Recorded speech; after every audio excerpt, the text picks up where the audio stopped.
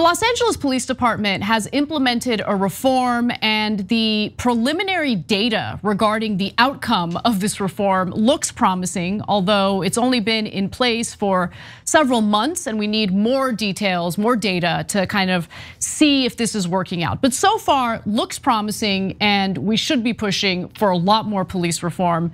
So let's discuss what this is about.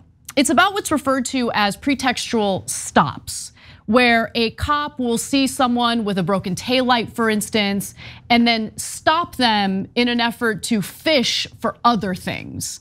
So as the Los Angeles Times puts it, police officers will pull over a driver for a minor infraction, such as broken taillights, use something vaguely suspicious, a shaking hand, a whiff of pot, to justify a search, hope to find drugs or weapons. So this is what they do, right? They're hoping that they'll stop the person for some issue with their vehicle, maybe some tints, dark tints in the front windows. And then they'll use that as an excuse to search the vehicle. They'll ask for consent, of course, because they have to ask for consent. But oftentimes when they pull someone over, a lot of people don't know what their rights are, so they'll give consent even though they don't need to. And again, it leads to like a fishing expedition. Now, while the tactic is in fact legal and has led to plenty of seizures in the past, LAPD Chief Michel and the Civilian Oversight Commission realized that, oh look, this is disproportionately impacting minorities in Los Angeles, predominantly, or disproportionately, I should say, Black individuals who are being stopped for these minor issues with their vehicles. One widely cited study of nearly 100 million traffic stops by researchers from Stanford University and New York University found that Black drivers were searched 1.5 to 2 times more often than white motorists, even though whites were more likely to be in possession of drugs, guns, or other contraband. Now that analysis was looking at data nationwide, not just Los Angeles, but Los Angeles has similar findings. Under a policy approved in March though, officers now must have a reason to suspect a more serious crime is afoot before initiating these types of stops. And they're required to record their reasoning on body cameras before the stop. So they have to clearly state what they're stopping the individual for and why they suspect that there's a bigger crime taking place. Now let's look at the results, right? Because again, this was implemented in March of this year. We have some data, some preliminary data showing how this is working out, and it does appear to be promising. So let's take a look at this graph. It shows LAPD stops for minor violations, and it shows that those stops have actually fallen sharply.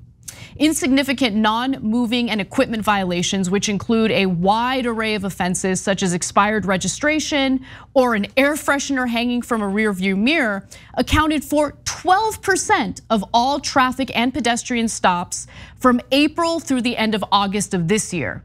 Now, if you look at the same period of time last year, before the policy went into effect, these types of stops made up 21% of all stops. So it went from 21% all the way down to 12%.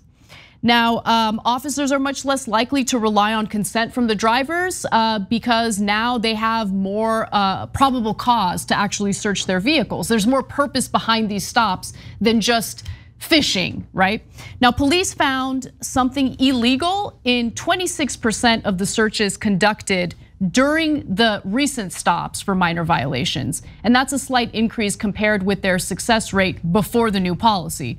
But I gotta be honest, 26% success rate, not so great, but they have stopped doing as many of these pretextual stops, which I think is important because you wanna build trust between the cops and the community. And it's impossible to build that trust if the community or members of the community feel like they're constantly being harassed by the police. Okay, so this is actually a balancing act, and I think LA, shockingly, is beginning to get that balance correct. So there are people on the left who say, no, they need to go further. I'm gonna explain that position in a second. But first, I wanna point out 2 things here. When we did hundreds of stories against racial profiling here at TYT, we would tell you that it's not just immoral, it's ineffective. And that study from Stanford shows it brilliantly. I've never seen a study that has 100 million data points. One of the largest studies I've ever seen in my life. And it shows you unquestionably that basis the percentage of the people that they pulled over, whites had more contraband. Yet they pulled over minorities at 1.5 to 2 times more.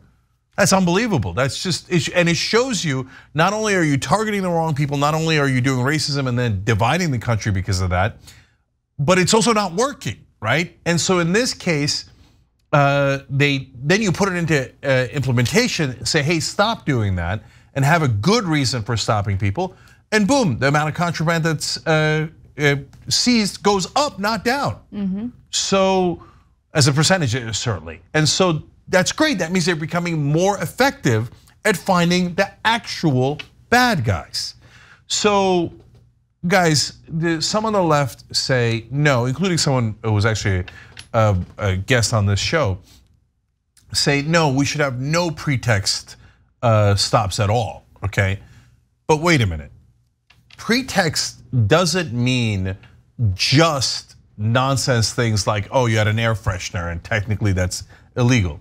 What LA's doing in this case is saying, yeah, don't do that anymore, okay? And you have to justify it based on real reasons. One way of explaining that is behavior profiling versus racial profiling, right? And so if you have real reasons, driving erratically, there was a nearby burglary with a same make of vehicle, same color, etc. Well, then that's behavior profiling. I think that makes perfect sense. Racial profiling, again, is not only immoral, but doesn't make sense. I mean, it doesn't actually keep the public safe because you're focusing on, certain individuals based on your own biases, as opposed to focusing on behaviors that would indicate that someone might be engaging in some sort of criminality, right? It's not just that you're wasting resources by stopping the wrong people, but you're also letting the bad guys get away because you're busy stopping people based on the fact that they're black or Latino, as opposed to stopping them for behavioral issues. Yes. So I do not agree with the part of the left that says, no, don't stop them at all. I don't think that makes any sense for my way of thinking. But I also certainly don't agree with the right, and we have been clear about that for 20 years straight, where they're like, well, they're black, I don't know, stop them more. I mean, that's insane. That's an insane point. Well, the right wing won't say that, but they will say, oh, well, there are cultural issues with black people, and they're more likely to commit crime, so that's why you're seeing these stops. But then you look at the data and you see that these people who are being harassed, right? Like in the case of Los Angeles, black Angelenos are being harassed by these cops, and vast majority of cases are not turning up any contraband or drugs, illegal guns, nothing like that. Even with the new policy, by the way, only 26% of the time they're able to, find what they're looking for. So just real quick on that, I know the right wing always disguises their racism, or they used to disguise their racism with a very thin veil. Right. Like, oh, it's cultural issues. No, you're still saying the same thing. You're saying black people are more violent and more likely to commit crimes. It's the definition of racism. But remember, guys, it's not a theoretical or hypothetical point. The right wing racist policy is what is in place throughout the whole country. That's why black people get stopped at twice the rate, even though they have less contraband. The current status quo in the overwhelming majority of the country is the racist right-wing position. One final data point that I wanted to bring up, but I think that there are some issues with this data, which is why I want to bring it up. So I mentioned that now with these pretextual stops, there's a higher percentage of illegal materials found in the vehicles, right? However, overall, police made 2,990 fewer seizures of illegal items from April to August this year compared with the same period last year. That decrease includes 374 fewer firearms and 1,693 fewer seizures of drugs, the analysis shows.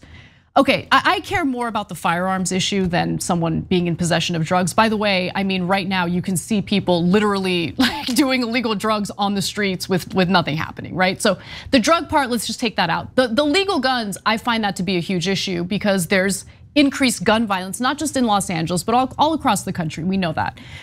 Now, the thing is, I don't think it's fair to say, well, there's fewer seizures overall, because there's also fewer deputies right now. There's like a huge shortage of deputies, not just in Los Angeles, but all across the country. So I think that could be having an impact on the lower number of seizures, not this reform policy, which I think so far looks pretty good. And I want to see how it plays out as we gather more data. Yeah, and some reform policies work, some don't. But this one looks like a win-win. So you're ending, or you're going a long way towards ending the racism, and as a percentage, you're getting much better policing so that the community is safer. It has not gotten to the point where it has affected the culture, as the Los Angeles Times explains. Folks that live in minority areas still feel both things, by the way. They still feel that they're more heavily targeted than white areas, but it's only been in place for about half a year so far, so you have to give it more time to do that.